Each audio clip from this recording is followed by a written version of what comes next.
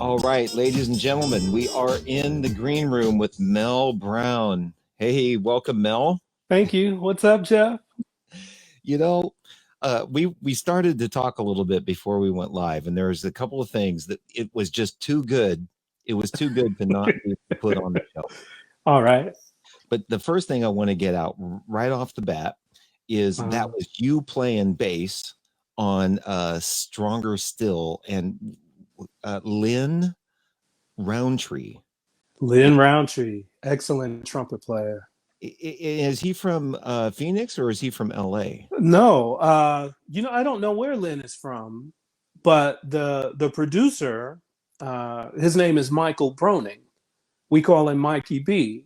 He did a bunch of production for LeBron, Marion Meadows, Cindy Bradley.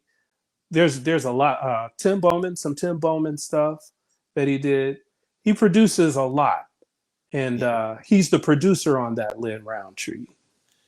Okay, so way back when we first met, you were telling me how you drive back to LA to do lots of sessions for guys like this. I used to. Oh, I used to, but like what I was saying with Michael lives here in Phoenix. oh, okay. All right. And we still don't record in the same room. All of the recording that I do over the internet. Oh, okay. So you lay down your tracks and then send it to them. I do. Okay.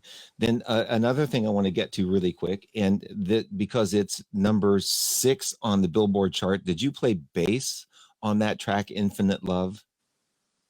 Infinite. That's Darren. That's Darren Ron. I'm really bad with the titles of songs. Okay.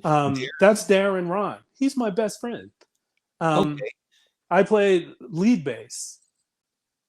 Okay. So can I play a bit of that track? Sure. The lead bass is just tucked under the melody somewhere in there. Once it leaves, I don't know what they do with it. I'm just glad that they do something with it. Okay, so well, I just played this and it was really cool. So here's that. Darren's awesome.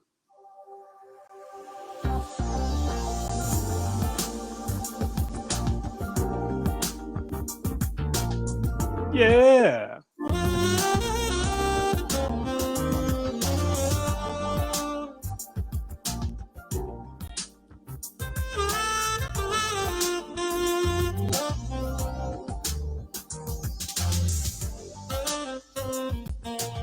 Okay, I just want to get a little bit of that in there. So there's a couple of things that you play on right now, so people know that you are a funkmeister. Oh, that's cool. LeBron is number 3. You should give him a shout out. LeBron, LeBron Dennis. LeBron Dennis. Mm-hmm. You know, maybe while we're going here, I can look up something about him. And cool. So all these guys, are they out in Phoenix? They are not out. No, Michael Broning is a producer. He's here in Phoenix. Mm-hmm. Darren Ron is from my hometown in Denver. Okay. I think LeBron Dennis lives here. There's the recording artist. Most of the recording artists that I record for, I haven't met. I work with the producers mostly. The producers interact with them. Mm-hmm. And other than kind of connecting on Facebook, I'm not really connected with so many of them. So they ask you to play a bass on it. They send you a temp track or something, and you lay down your bass and then send it back to them. Yeah. And I never, sometimes I know who it's for. Sometimes I don't know who it's for.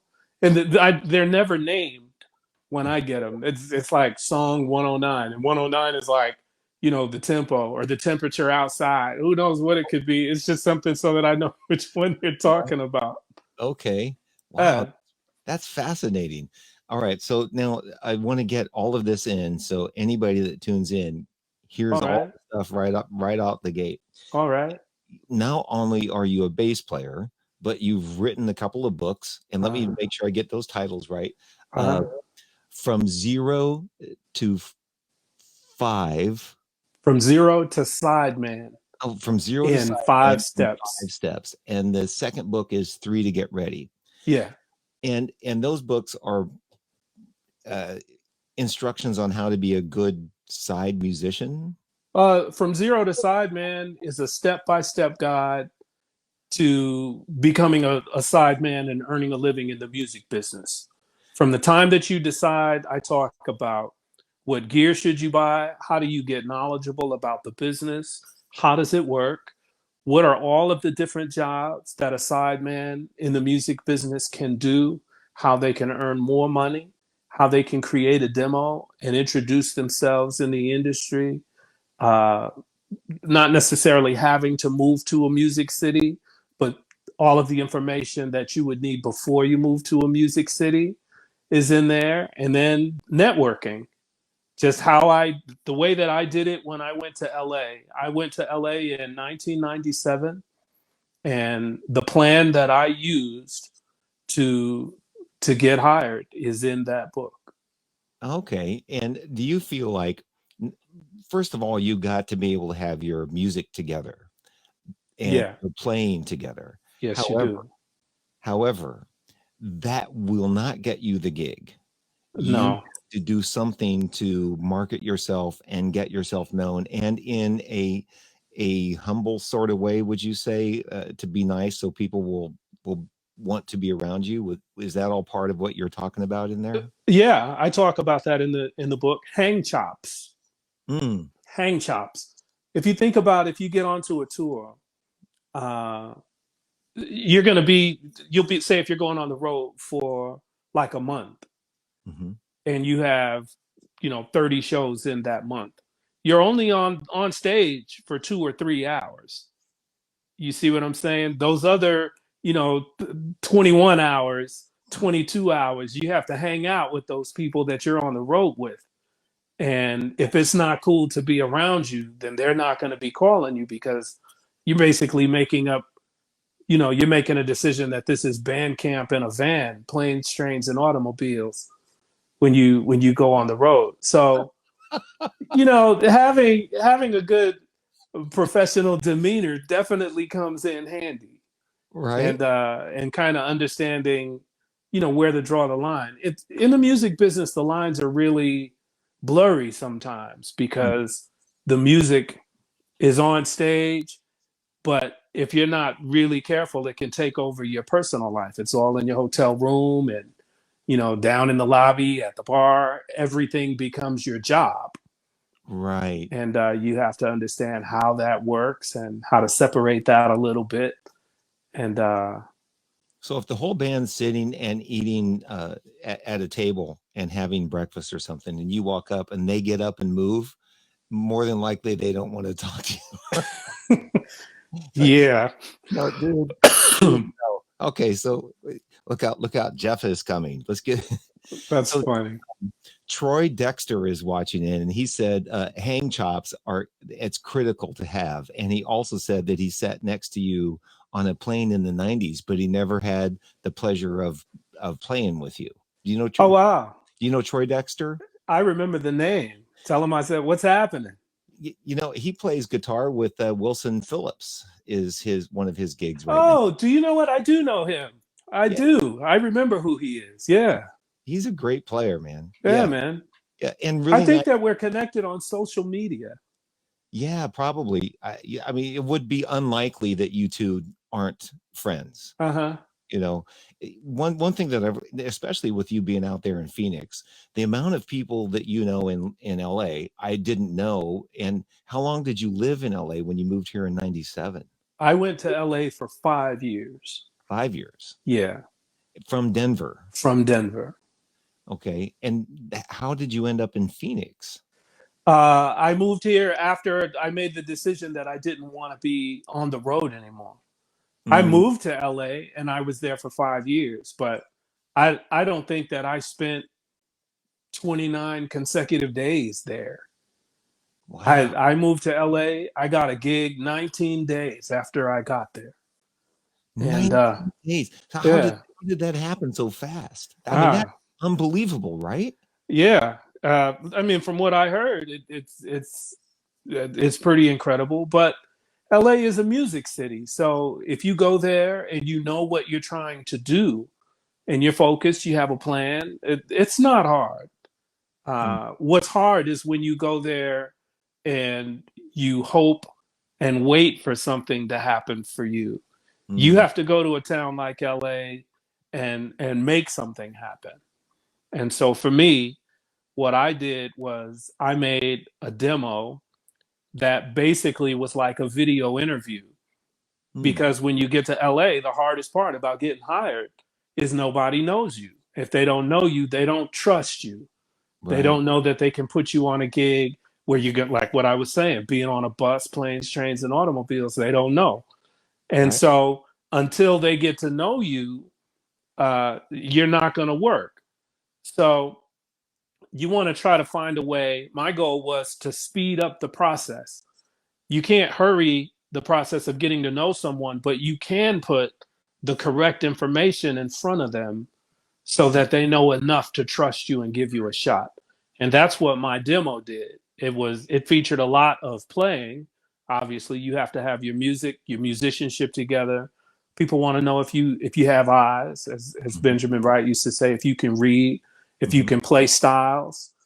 mhm. Uh, but the other part is, are you going to fit with the particular group of people that are working behind an artist or in a group or in the pit or on a TV show?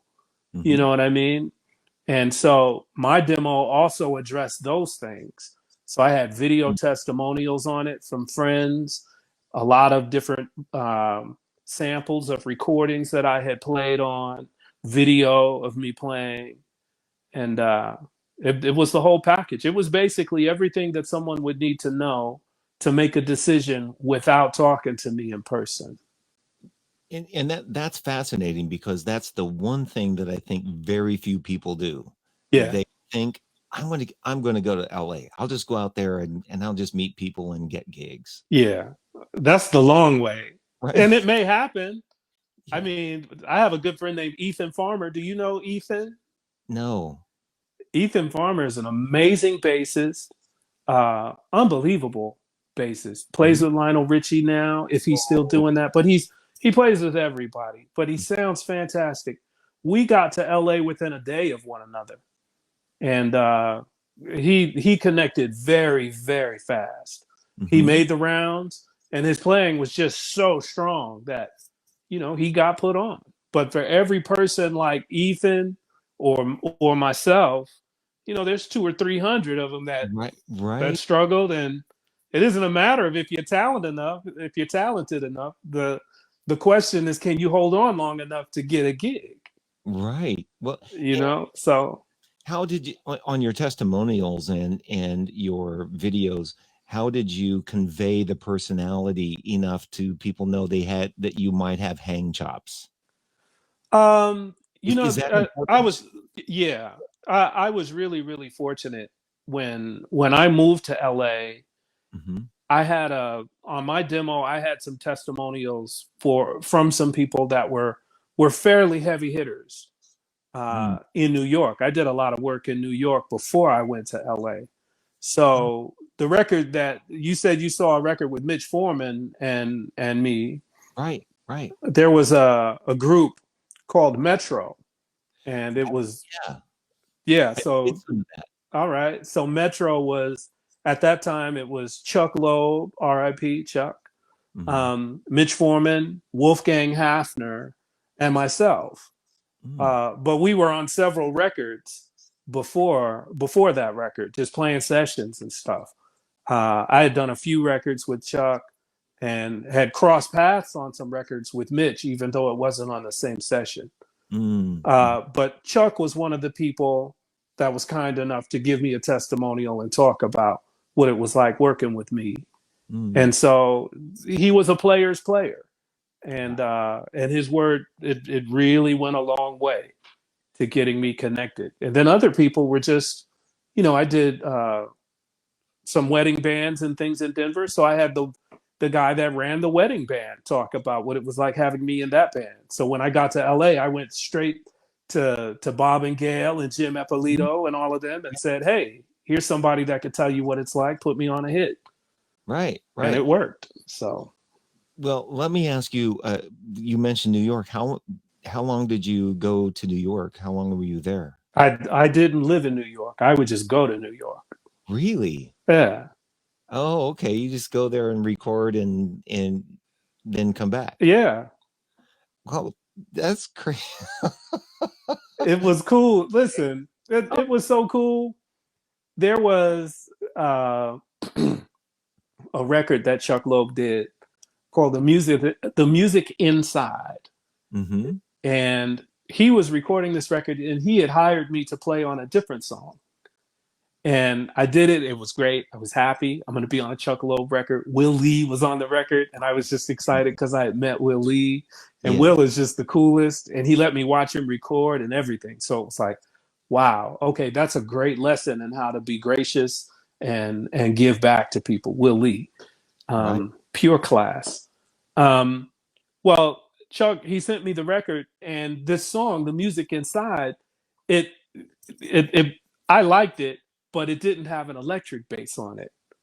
And so I wanted to get on another song for the record. So I called Chuck and I said, "Hey man, let, let me play the bass on the song."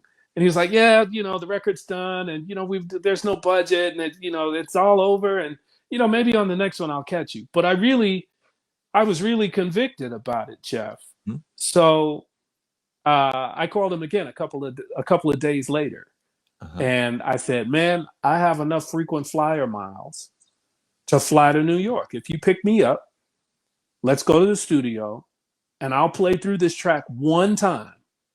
If you like what I do, you can use it. Don't even pay me. I just want to get on this tune. What I believe I have for this is really strong. Just give me a Mhm. shot at it." And he laughed. He just couldn't believe that I was saying. And he was like, "Are you kidding?" And I was like, "No, I'm really serious." And he was like, "All right, man, set it up and you let me know when you're coming in." It would have to be like, it's like a Thursday or something, who knows. And I went, he picked me up at the airport, and we drove down to a studio called the Carriage House. And that's where Phil McNaughty was the engineer. And we plugged the bass in, tuned it up, and he let me play. And he Nice. liked it. And so he had me record a couple of more takes, but he liked the first one the most. And then I predicted the song would be a hit. Uh-huh. Uh, and he just thought it was the funniest thing. The record came out, and for 8 months, nothing happened. So it was like, well, okay, well, we're on a record. But then all of a sudden, that song became a hit. It was Whoa. a runaway. It was just all over the radio, and it was cool. Nice. Yeah. Nice. But Y- then Chuck introduced me to other people in New York. He Okay. introduced me to Michel Camilo. He introduced me to Wayne Krantz. Bunch of Wow. people. Yeah, Did you ever get to work with Michelle Camilo? I did. And what was that like? Uh, that's that's a nerve wracking gig. I can't even front. Oh, He listen, man. So what was cool about the gig was that I was subbing for Anthony Jackson, oh, and no, right? I used Anthony Jackson's passport as my ID to get on the plane. We hung out by the door, and I think that Michelle's manager was his wife at the time. Mm-hmm. It was her and some other person went Mm-hmm. over to the counter and took the ID, and they kind of had this vibe like, yeah, they're musicians, they don't have to deal with this kind of stuff. And it was so that I could get on the plane and use Anthony Jackson's ticket. Whoa. And so I had a picture of Anthony Jackson on a passport. That was the gig that I was doing. And I mean, What? he's been a hero of mine forever.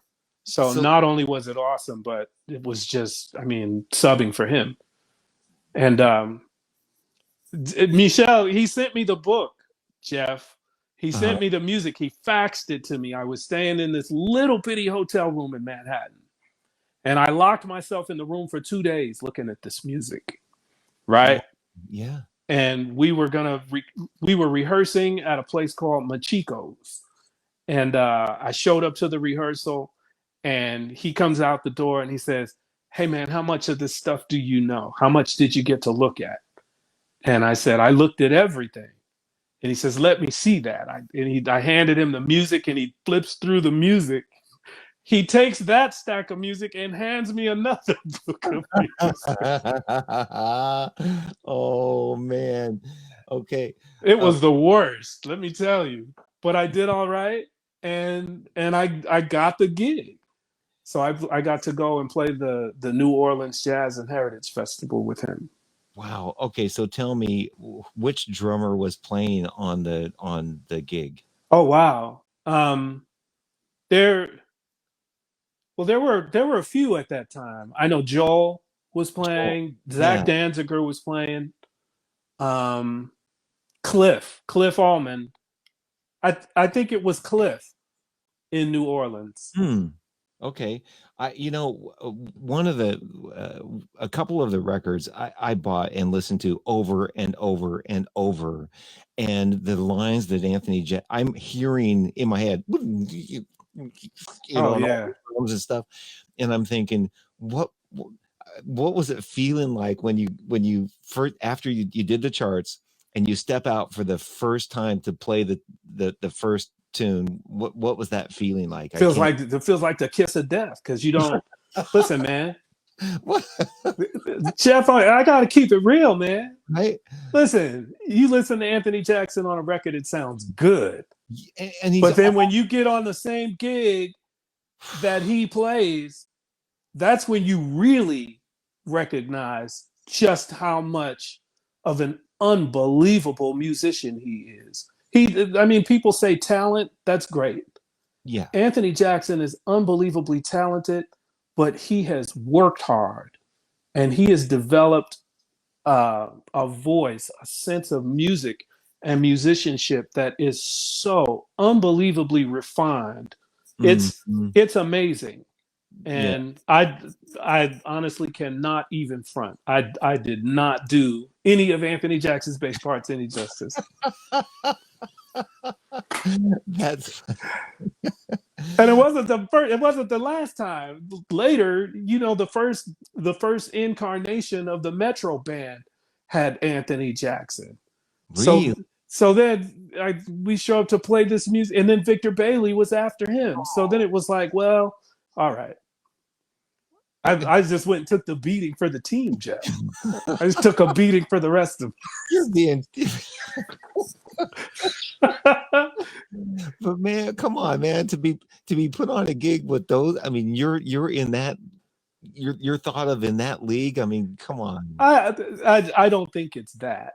I honestly You got don't. something. You I got something. I think um I definitely have my own way of playing, Hmm. and it is rooted in just strong fundamentals. There is a kind of uh, with I mean no pun intended, a kind of baseline kind of musicianship Hmm. that you definitely have to have your harmony together, and you definitely have to have a certain kind of maturity just to survive that music. Well, I right. mean, that's Chuck and Mitch in the studio. They would be kind of scratching these charts out while they're there, and they're handing you the music and just saying, "Okay, so I'm going to do this, you're going to do this, and blah blah blah," and then we're going for one. And if you listen to those tunes, that's you definitely have to have kind of so you got to have some nerves of steel. Right. And I know Mitch is playing too. That guy can play anything He really can. and all over the place. Yeah. Uh, you know, and I asked him what was it like playing those New York sessions with all those heavy guys in those jingle days, and he goes, "Yeah, it was cool." Yeah. And I'm You like, know, I have a funny Mitch Foreman story. He was playing on a session in New York, and he came to the studio, and I saw them put the music in front of him, and he kind of was noodling around, like he's finding sounds and stuff, "Mhm." and then he just starts playing the tune, and he read this tune and played the stuff so fast that I felt like, man, I hope he never calls me ever. I hope he never calls me for a gig. It really, really great musicianship. Well, And he's so cool too. He's always joking and stuff, just lighthearted. I really loved being on the gig with him and Chuck. It was cool. And Wolfgang. yeah. That was a really great time. Well, and that's the thing about some players like that sometimes is, and I've heard this about Mitch too, where it doesn't matter what music you throw up at him, he will just read it and play it as if he's known the tune his whole life. Yeah. And the cool thing about him and you, because I know you a little bit, is your you're humble and easy to talk to. And I would now let me say, if all of this stuff I know about you right now, that one gig I played with you way back in that little hotel, I remember. I would have been scared shitless to even try to play a drum. Oh man. I would sit there like, oh my God, this guy played with like Michelle It Camilo. And doesn't matter. We were on the same gig that night, so that makes us equal, Jeff. yeah, that was so fun though. That was a really fun gig. Yeah. But It was cool to meet you. And then what was cool was that we did stuff later too. right. And we can get to it. That's another part of all this, but the stories that you're telling right now are fun. They're a hoot. I mean, I want to know now when you came to Los Angeles, Uh-huh. what was the first gig you got after 19 days? That's just a couple of weeks, basically. Yeah, Gladys Knight. Gladys Knight. Do you know Roger Smith? I do. And man, was he playing on the Gladys Knight then, or He was not on the gig when I was on the gig. No. he left for Tower at that time? Probably. I don't know what he was doing at that.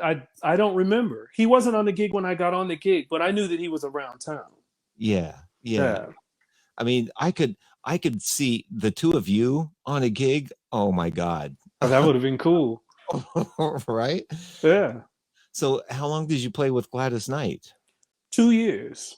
And that's a good run. It was a good run. You know, I got that gig because of another bass player in LA, because of Andrew Ford. I don't know him. Unbelievable bass player as well. Teaches on, I think it's called True Fire. Mm. All of the music lessons, he has several things on True Fire, but great lessons, but really great musician and completely class act as a person. Yeah. I found out that Gladys was hiring, and I asked around and asked around, and I had connected with one guy, and he's like, "Man, so call me tomorrow, and I'll get you connected, right?" And then I called him all day the next day, and he wouldn't answer the phone. So then I started calling other people, and I found out that Andrew Ford had been on the gig before me, and I got his phone number, and I called him. And I said, "Man, my name is Mel, and I heard that you played on the gig with Gladys Knight. What could I pay you to either give me some charts or recordings, if you have any? Do you have any charts or recordings from when you did the gig so that I can learn a little bit about the gig?" And Andrew said, "Yeah, I have it. I got everything." Wow. And he said, "When do you want to come out?" I said, "I can leave in 15 minutes. I can be out of here on my way. What can I pay you to do this for me?" And he was like, "Oh man, just come on and get him." I couldn't believe it. It was so cool. And I just come to town. And again, that was another lesson in people who had already gotten themselves into great professional situations. I think he was doing maybe Crosby, Stills and Nash or something like that. But just completely gracious, willing to help, humble, just an amazing person. But I went and I got the book from him, and it was everything that I needed to put a book together. So then when I finally figured out who I could talk to, a drummer called Land Richards. Do you know Land Richards? I don't. These are all names that I don't know. All right. So I called Land Richards and I said, "Man, I got this book. Can you put me in touch?" And he was like, "The guy's name is Benjamin Wright." And he goes, "I'll call him for you." And he did. And so Benjamin agreed to let me come over and play. And when I went over to his house, he wanted to know if I could read. And he said, "I'm going to pull out some charts. We're going to play these." And I looked at the charts, and they were the same charts that Andrew had. Hmm. So I pulled out my book. I said, "Well, I have all of these charts, and I've already made notes. Would you mind if I read my own?" Mm-hmm. And that, when he tells the story, he says that was it. He said, I knew I was going to give this kid the job, put him in Oh. a put him in a bad spot because he had agreed to hear a bunch of other people. But Mm-hmm. he put me on. That was the first gig I got. Well, where did you study a lot when you were a kid to be able to learn to read, to develop that? Because a lot of guys, sometimes they just want to play bass or drums and they just sit and practice Yeah. and Um, I'm completely self-taught, Jeff, mm, and I I taught myself by listening to songs, and then when there was something that I didn't understand, I would go to the music store and find a book that explained it. I would ask a musician that knew, and they would, oh, that's an augmented chord. So then I went out to Rockley Music and found this book called The Augmented Scale in Jazz. But that's how I pieced my education together. wow. When at that same time, I'm trying to think, yeah, it was then. There was a book called Super Sight Reading Secrets. Okay. It was for keyboardists. And I got it. And it had a bunch of exercises that you could do to become a better reader. And when I quit my day job before I moved to Los Angeles, well, before I quit my day job, almost a year, I was studying and practicing sight reading every day, just for hours and hours and hours and hours, doing these exercises. Mm. It definitely came in handy. Well, and with Michelle Camilo, I can't imagine what those charts look like. I can tell you that his charts are accurate. The musicianship is definitely very high, and it's really fast. Okay, so I got to just tell my first gig having to sight read and I hadn't read for a bunch of years was on a circus in Albuquerque, New Mexico, Ooh, that's rough. and Circus music. well, the very first tune was Barnum and Bailey's Favorite or something that they opened with, and it was a march with a marching chart. Mm-hmm. And my feeling of when I had done reading is that was like readable tempo, like da, da, da, da, da, da, da. But no, it goes 1, 2, 2, 2, Oh and yeah. I couldn't even keep up. So when you say it was fast, was I could only see how fast you have to move your eyes to keep up with. You know, that part of it is not the hardest part, though, Jeff. Well, first of all, I would love to be this guy that sits here like this and goes, "Yeah, man. So when I was playing with Michelle, yeah, it was real cool." Nah, man, it wasn't like that. It wasn't like that, Jeff. I was scared to death, bro. Let me tell you, I was scared of Michelle Camilo. Oh, You know what was really hard about that gig is once I had all of the charts, because I had put a book together of his charts, but I couldn't really cut them and put them in a 3-ring binder mm, because he had taped them a certain way. So when I showed up to the rehearsal, they were still just kind of a stack of music in an envelope, right? mm, And he took those away and handed me another book, and that book was in the form of a book, mm. right? A folder, but the charts were like 8 pages long. Oh, oh Do you man, see what I mean? yeah, So at the yeah. rehearsal, I had grabbed 2 or 3 music stands and lined them up so that I could lay out as much of the chart as possible. I got lucky on one tune. I can't remember the name of it, but it was so unbelievably fast, and it had lines in it that the things that you have nightmares about. Right. And I had Yeah. played that particular song before, and that was the only thing that saved my butt, was that I had kind of worked it out.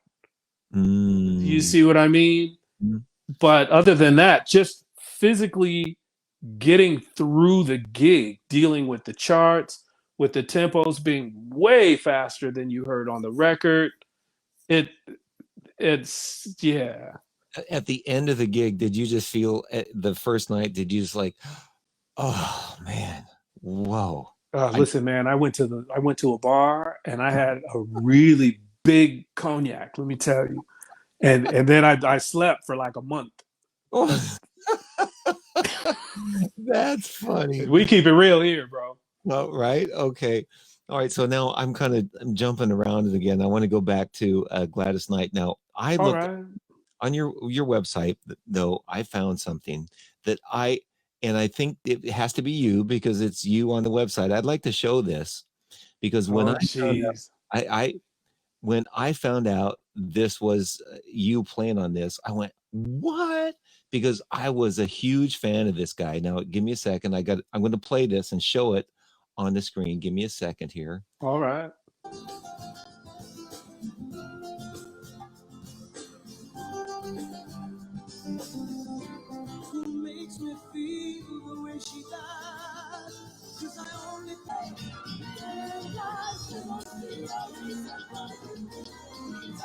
I loved that album so much that Oh, wow. when I saw that you were playing, and that was the album that I loved, which was you sang to me that record. I forget the title of that, Oh, well, the studio record I was not on. but you were playing the album that Yeah. took the songs.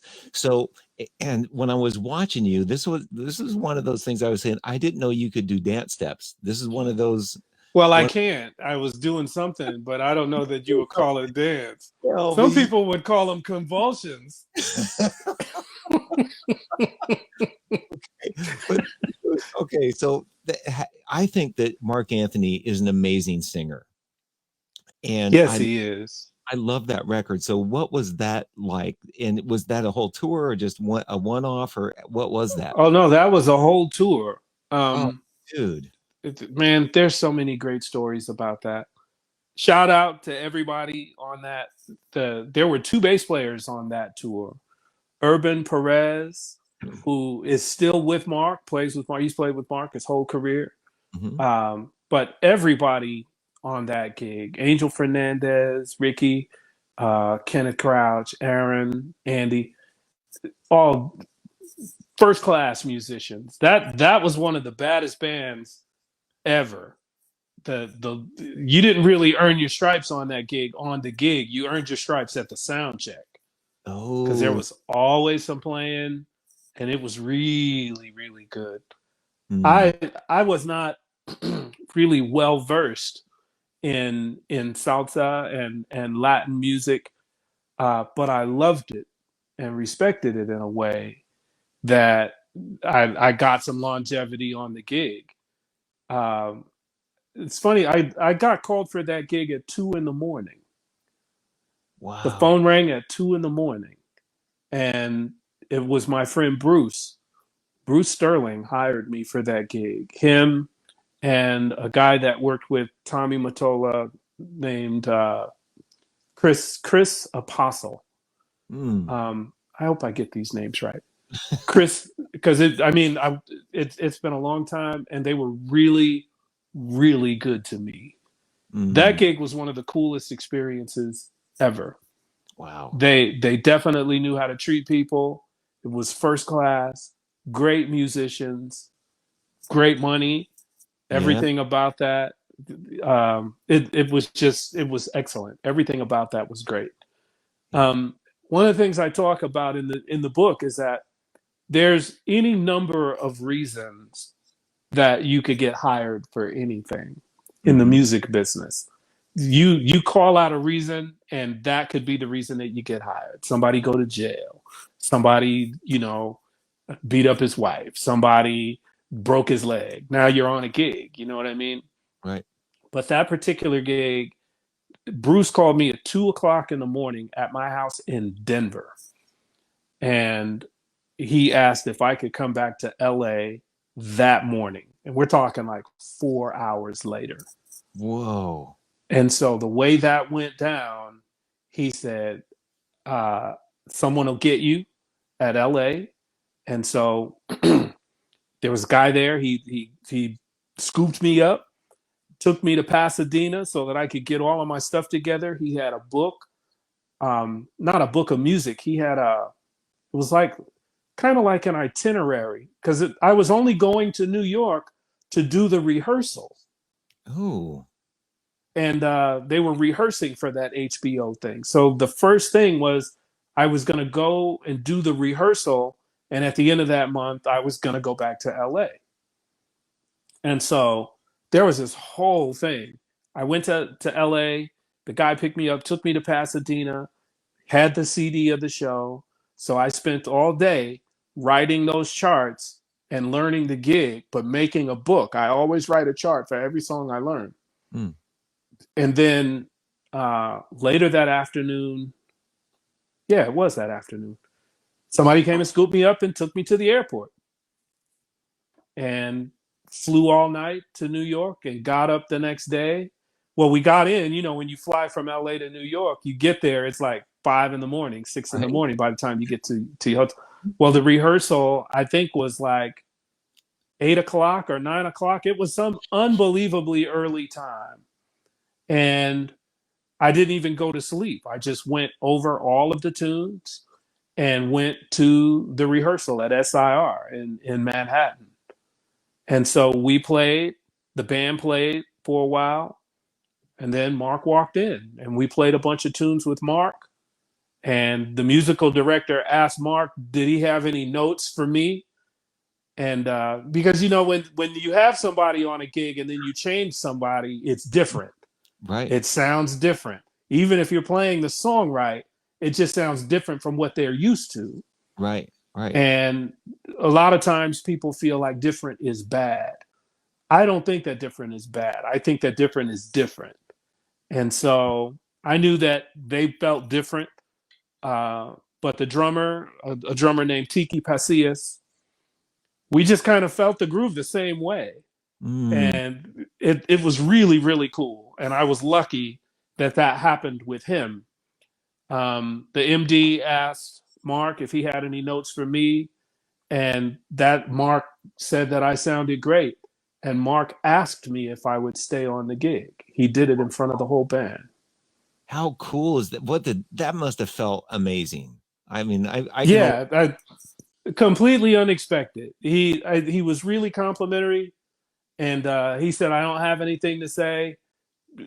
Do you want to stay?" And I was like, "Wow, yeah." yeah. And then so later that night, after the rehearsal lasted all day, and Mm. I got back to my hotel room, and the guy that hired me, Bruce Sterling, Mm-hmm. he called me. He said, "Hey man, I don't know whatever it is that you're doing, but you are winning. Whatever you're doing."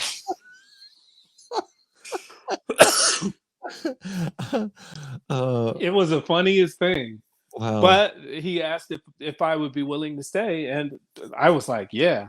Mm-hmm. Uh, it was great for me because I didn't know anybody on that gig, Jeff. Mm. I was a complete stranger on that gig. I Mm. kind of vaguely knew the musical director, but not really. So it wasn't like I was friends with anybody. So I Mm. didn't network my way on the gig. I completely got that gig because of my demo and my reputation. Mm. So there's a certain kind of satisfaction that goes with that. Not, that something happened in a way that you didn't intend on the merits, as Mm. opposed to your buddy inviting you or something like that. And that's cool too. Don't get me wrong. I'll take the money. Right. But to get offered a gig because you have a strong reputation and then to go and prove it and then get offered the job, that Right. was a real high point in my musical life. Well, one thing that as you describe how you prepare for the gig is similar to the thing that I hear from everybody who has had success is they prepare for the gig. Like my buddy John Mater, who is now playing Hamilton. Uh-huh. Whenever he would get a gig, and even if there wasn't charts, he would sit down and write out a chart for every song That's right. and prepare himself. And the other thing that he overemphasizes, same as you, is you have the hang chops. I love that term, having that. And and being prepared. So when you show up on the gig, everything about you is ready for the gig. You're That's not just right. you're not going to stand there and just kind of hack your way through something. You're going That's to exactly right. be prepared as you can. And then the other thing that I know about you and is that you are just so nice and easygoing. So as a person, when somebody's around you, it's like butter. It's not like somebody's hard to be next to. We've been around some of those people. Sure. I appreciate that. Yeah, I can't take credit, but you know who taught me about hang chops was Jimmy Haslip. really. I learned the term hang chops from Jimmy Haslip. Mm, mm, Yeah. So that's his word. Definitely give him credit for that. He's the right. one that told me, and he actually told me what it meant. So when you hear me say it, I'm Yeah, actually saying what he said to me. So give the passing. credit where credit is due. Yeah, absolutely. Yeah, man. So the other thing, I kind of want to get to a little bit, I know, because obviously you've played with a lot of people, and I love the stories. But you also have another thing. Uh, the business is it not your books, but you have another connect. Connection point. What is that about? Man, it's so exciting. Okay. The short version, Connection Point is a place where recruiters and candidates, job seekers, Hmm. can connect with the first interview already done. Hmm. And how does that work? All right. Connection Point is a screening platform. It has 3 apps. Point Hmm. Profile, which is named after my demo profile that I used when I went to LA, is Hmm. basically a video interview and supporting video content in your resume.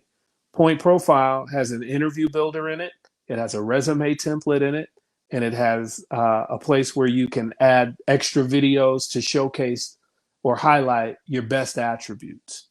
When you Mm. put them all in Profile, it'll give you one single link. That link goes to the recruiter. The recruiter clicks the link, and he now or she gets to view the material in an app called Savant. Savant is for recruiters. In that app, they can look at the video interview, look at your resume. They can ask you follow-up questions from a built-in messaging system. So you Mhm. don't even have to talk to the candidate up front. And Mm. then uh, the third part of it is a private social network called Connection Point Pro Network. This is where candidates and recruiters can go to actually look for each other based on job title and based on what positions are trying to be filled. Uh, th- that might be pretty valuable right now. Yeah, right now. I mean, especially right now. Right. Yeah. Yeah, I've been buried. There's we're updating the website. The business is definitely up because of what is happening now. And there's really no one can realistically say when is this going to be over, but business has to go on. Right. So the great thing about Connection Point, say if I wanted to get a job as a bartender, I could go on Connection Point, set up a profile, and build an interview for bartender. Mm. And the interview builder will tell me here are all the topics that you should talk about if you want a job as a bartender. Think about all of these questions. Pick the ones that best help you describe what your talent is. Hmm. So then I would actually just send that link to as many bars, hiring managers or recruiters that I could find and say, hey, I'm interested in being a bartender. I've already taken an interview. There's a link. If you click it, you can see the interview for free. Even if the answer is no, at least I'll know that you made a great decision based on good information. Recruiters love it because they don't have to set up the interview or call the person or do a phone screen. Everything is right there for them to know, to be able to make a decision right at first contact. That's really cool. So while you were talking, I kind of pulled up. Do you have an exact website to send people to? Yeah, it's Connection Point, ConnexionPointe.com. connectionpoint.com. Okay, I'll try to type up a thing and put it up on the screen. All right. While we're talking. So, um, uh, how does this work for musicians? It does. It's more built for hiring managers. But it's funny that you asked that question because that's what the book 3 to Get Ready is about.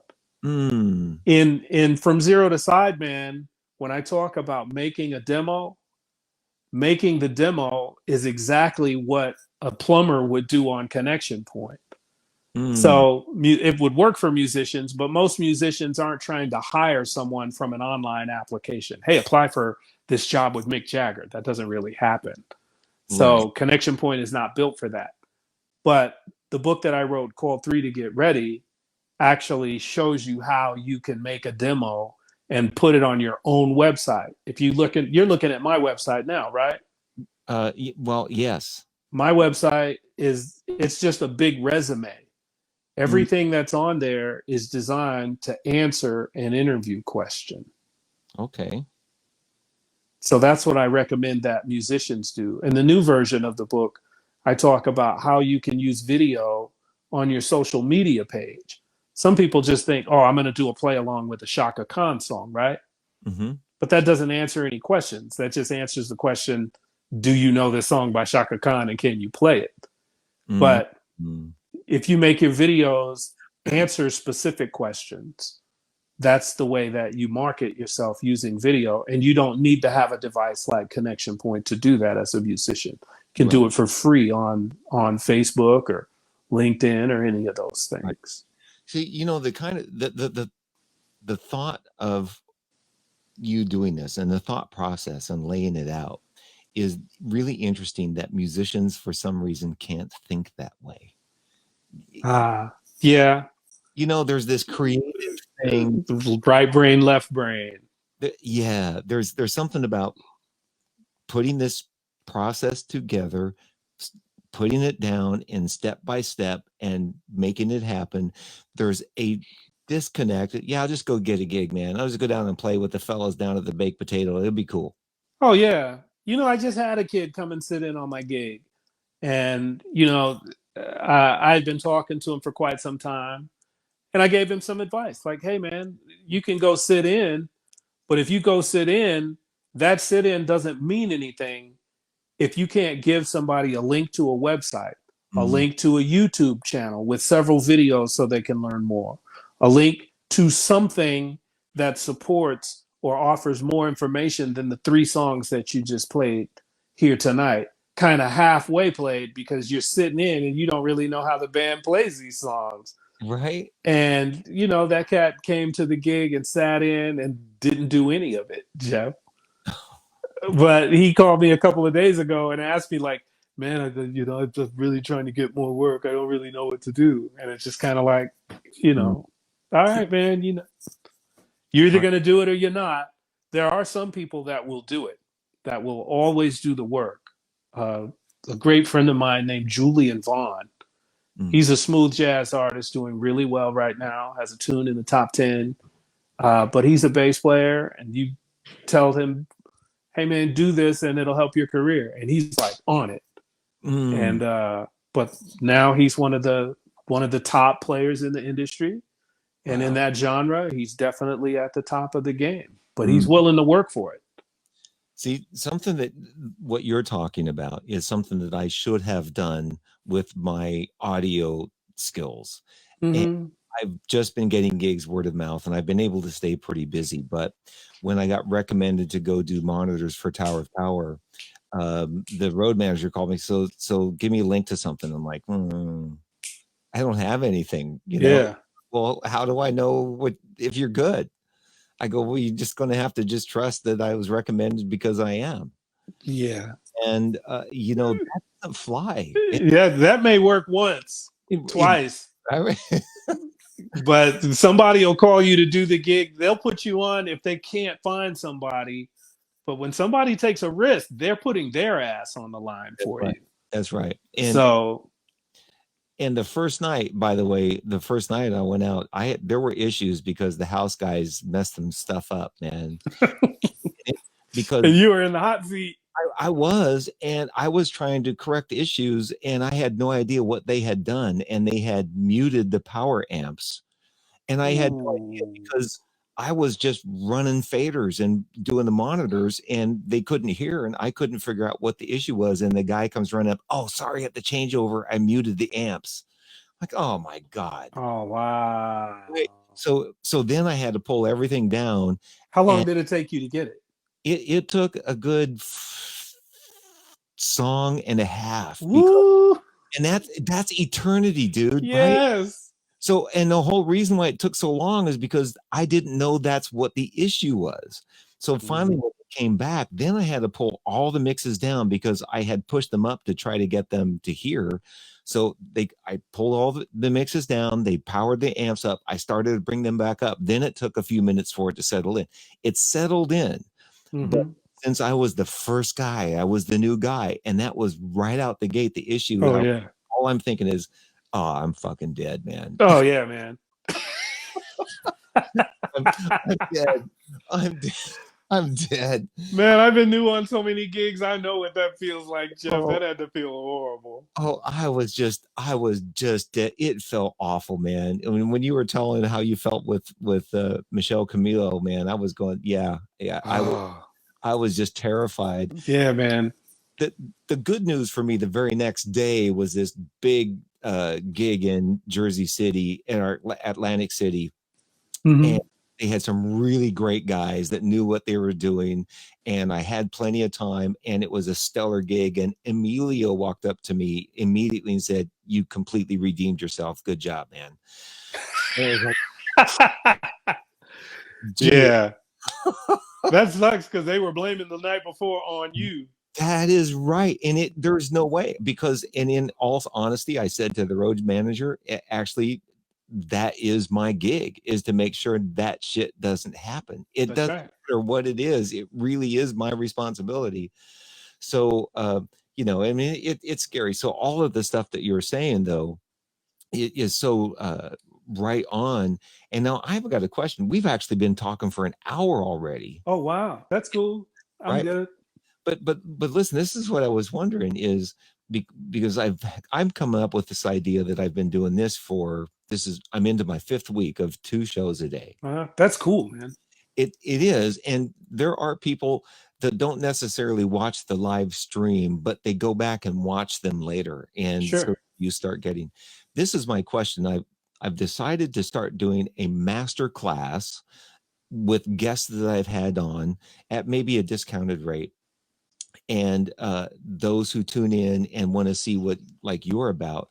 Would this be something that you think would work in? Okay, I'm going to do a master class with Mel Brown on Zoom, and it would be a paid thing, and he will work you through the steps of this whole connection point in your books. Is that something that would be did you have something set up that people would be interested in to tune into that kind of thing? Sure. Both of my books, From Zero to Sideman, is an online course. Mm-hmm. It's not released, but it'll be released in about 3 weeks.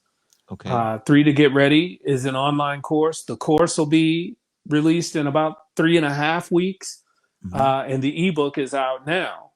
Mm. Um, but it's definitely a workshop. I do a self promotion workshop, and I'd be happy to do it with you.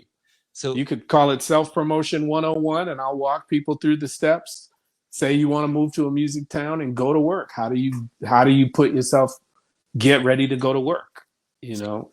I think this is brilliant, and my thought of it is, we could do an introductory course that people could come in, meet you, and pay sort of a reduced rate. But then, if they want to go and further that, then they can go one-on-one with you, and or do, you know, you can do Zoom classes on your own after that. But we could start the process maybe on this show. I could host it. Sure, I'm already set up for all of that. So So I mean, this is my idea to start saying, okay, I'm going to start hosting master classes with all of the experts that I've had on, because I've had uh-huh. really good people on, yourself and Wayne Bergeron and Oh, that's amazing. That's cool. right, and Dennis Moody, Oh, I know Dennis. right. Yeah, So man. and Mitch, so I could say I will arrange a master class of like 15 people to have an introduction to what these guys do, and then you guys Hmm. can take it from there. I'm So completely open to it, man. yeah, so I mean, I again, I want to. Can I show one more clip and then we'll take that? Come on, because this I is don't the know if it's me. It's plausible deniability. This is not. It may not be good. it's on your website, and I don't know if that's my website. this is the one where I said that I didn't know you do dance steps. Again, I'm going. You were having so much fun, so and I just want to show it because again, this is another guy that I really like, and I think he's really good, and everybody in the smooth jazz business knows him, and uh, It must be David. yeah, yeah. Okay, so I got to show this because you are priceless. I mean, I love when I go. I gotta do this. Okay, so here we go. This is Mel Brown with Dave Cause.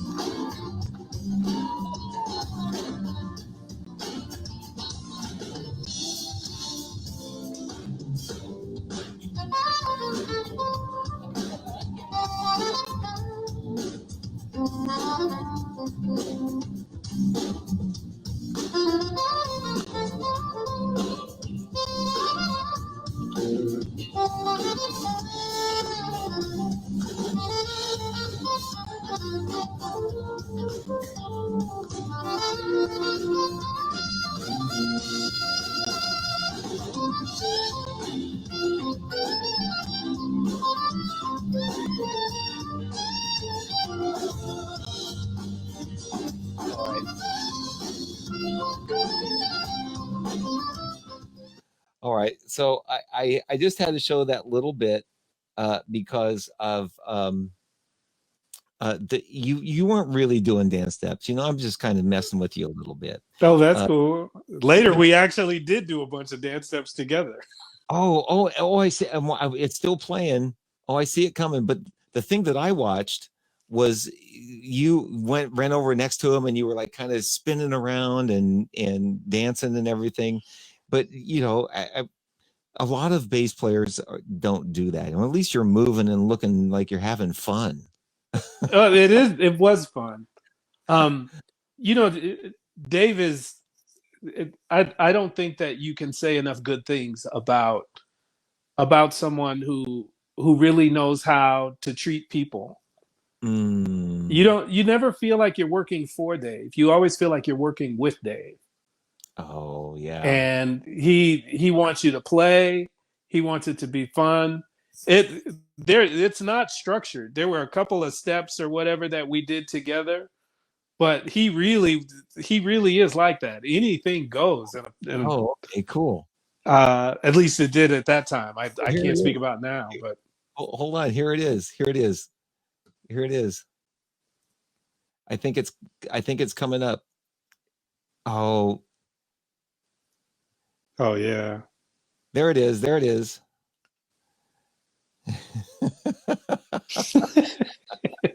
There it is. Ronnie Gutierrez and Ross Bolton, R.I.P. Ross Bolton, my really, really good friend. That was cool. That was cool. Okay. Dave is cool. Yeah. Oh, that looks fun. We didn't get to hear it, but we saw it. So, I mean, that was the thing. I can't deny it because it's my face, but I'll deny all the others. That's funny.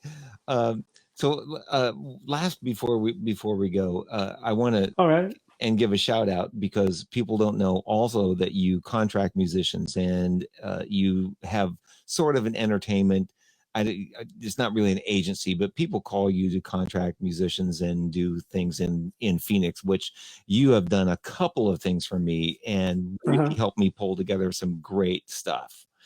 And the one big show we did was I forget which hotel it was, but it was this thing called Free. And we brought in all these singers and the country duo and all that sort of thing. And that thing was massive. That was really good. Yeah, that was one of the biggest things that I've ever had to do on this end. That was big. I mean, I think we hired pretty close to 30 people, 40 people. Well, actually more if you count the marching band that we had. Yeah. So I mean, oh God. It was the biggest thing, but it went off without a hitch. It did. So it was great. I have a great collection of pictures from that. But good business. It was a real pleasure working with you. And then it was fun on the day because everybody just came and hung out and it went really well. Well, and that's what I want to hats off to you, because the same as you prepare for your gigs, you prepared for that and you had everything together for me. So when I got there, I could have my end together and then it all was smooth. And I've learned for my gigs, when I do those kinds of things, preparing ahead of time is essential for the day of. Oh yeah. And otherwise there can be train wrecks. Oh yeah. The day of is going to be hard enough without you having to try to figure out what to do. Right. So we did good. Yeah. We did really good. I was happy with that. Yeah, me too. I sure wish we could do it again. That because it was so much fun and you're so easygoing, and everybody that showed up was the same way. And the gospel group, oh man, those guys. I'm a wealthy man with my friends. That was the King family. Cecilia King, Eric King, and Cecilia is the one that pulled all of them together. And but they were amazing. They sang great. Yeah, they're unbelievable. And now I think I live just a few miles away from Cecilia now, Cecilia. Really? And it's awesome. She killed that. It was really cool. Yeah, absolutely. Okay, so I've had Connection Point, and I'm going to spell the ConnexionPointe.com. And I've had that up here for a few minutes now. So if somebody sees that, and hopefully I can wrangle this together so we can have a master class and go, if people can get your stuff online and do it, and then we can have a one-on-one little a master class with you reviewing the books might be a really cool thing to do. So I'm completely open to it. I had something I wanted to share with you, Jeff, if you wanted to know. Sure. I'm just in the process of making both of my books audio books. Oh. And you're doing a podcast right now, so it's cool that people have the visual. But if you wanted to make them audio and make them available, there's a new app. This thing just happened. It's called My Soundwise. MySoundwise.com. Okay. You can set your stuff up there where you can sell it, but they deliver it. So none of the money transactions happen on their site. But what they do, you sign up on their site, you upload your stuff to their server, and they have an app that people can download on the App Store and on the Google Play Store, and your stuff shows up in there. So when they pay you on your site, some code gets generated and they get access to your content on the app. But it's the best way of getting around giving iTunes a third that I've ever seen. That's cool. And do you have somebody reading your books? Nope. Just me. Reality TV has made it so that my mediocre tail can get on the mic, Jeff. I'm getting on the mic, man. Oh, that's beautiful. That's the way to go. The authenticity. Yeah, right? Yeah, man. Man. Hey, this has been so much fun. I really appreciate you doing this and coming on. And just so you know, this is available on my Facebook page, and is on my YouTube page too, so people can go and look at it and see back all the information and the stuff that we talked about. Very cool, man. I appreciate you having me, Jeff. Yeah. Thank you. And I'm going to play this this song again because this is such a cool song. This from Lynn Roundtree, and the bass line you play, because it opens with this really cool bass line. So I'll take us out with that song. Cool, man. Shout out to Michael B, Lynn Roundtree. All Thanks, right. Jeff. Smooth All right. jazz. All right, here we go. Yeah, man. All right. Thanks, Mel. Thank you. All right.